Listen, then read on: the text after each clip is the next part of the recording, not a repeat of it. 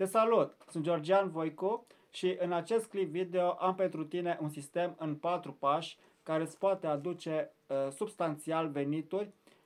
Te rog frumos să urmărești cu atenție, da? Deci primul pas se referă la cum să-ți planifici veniturile pe familie astfel încât să poți economisi fără să schimbi stilul de viață cu care te-ai obișnuit. Sună bine, da? Tentat. Pasul 2 se referă la cum să-ți crești veniturile și implicit economiile fără a lucra mai multe ore și fără a investi financiar. Sincer, când am scris acest subiect pentru tine, această etapă, chiar suna și pentru mine foarte tentat.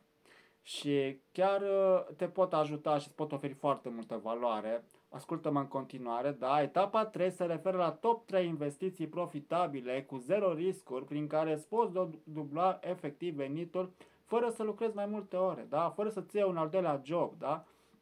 Și etapa 4 se referă la cum să creezi obiective, da? Să setezi obiective efectiv specifice pe termen scurt, mediu și lung, care, atenție, să se și realizeze de altfel, da?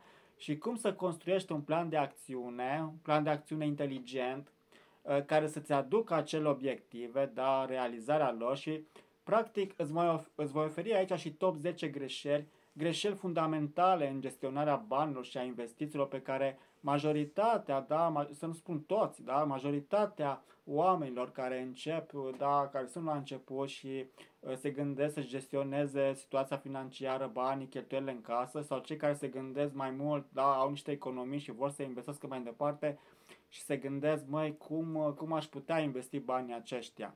Însă eu aici vorbesc pentru tine esențial pentru a gestiona banii, pentru că te înțeleg perfect prin ce treci și nu mai vreau să fii stresat, îngrijorat, așa cum și eu de altfel am fost din lipsa de bani, da? Înțeleg că este greu să ai datorii, eu am avut datorii și tu cum să ai datorii, este greu să lucrezi pe un salariu minim pe economie, da? Și am lucrat și eu la rândul meu, însă după ce am descoperit acest sistem și viața mea s-a schimbat. De ce? Pentru că pur și simplu aici eu te pot ajuta pe tine, da, să îți planifici banii astfel încât să te ajut să-ți dublezi venitul, da, te ajut efectiv să faci economii cu același venit, da, nu trebuie să ai venituri mai mari ca să începi să faci economii, da, te ajut să investești în tine astfel încât să-ți mărești venitul fără a investi financiar, atenție, în cursuri, în cărți, așa mai departe și, bineînțeles, te pot ajuta să îți planifici banii și să ai economii și să faci niște investiții, da, foarte inteligente de altfel, care îți poate aduce o siguranță în plus familiei tale și te poate ajuta, atenție, să scapi mult mai repede de datorii, că până la urmă despre asta vorbim, despre datorii, despre lipsa banilor, despre faptul că poate la fel ca și tine te regăsești, nu? Nici eu nu mi-ajungeam banii efectiv de la una la alta. De exemplu, luam banii de 10 și poate până în 15, poate până în 20, dar nu mai aveam niciun ban. Practic toți banii care luam, sincer să fiu cu tine, ei cheltuiam. Cheltuiam pe haine, pe cluburi, cu băieții în oraș, mă rog.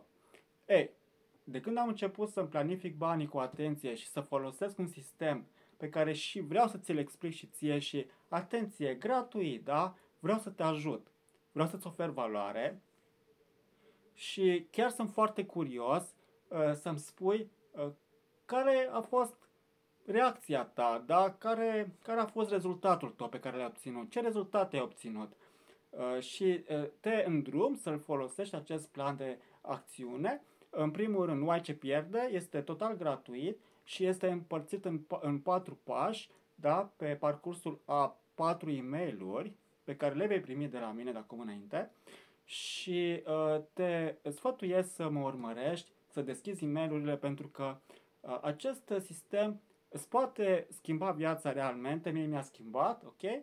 Și cu siguranță ți se poate întâmpla și ție.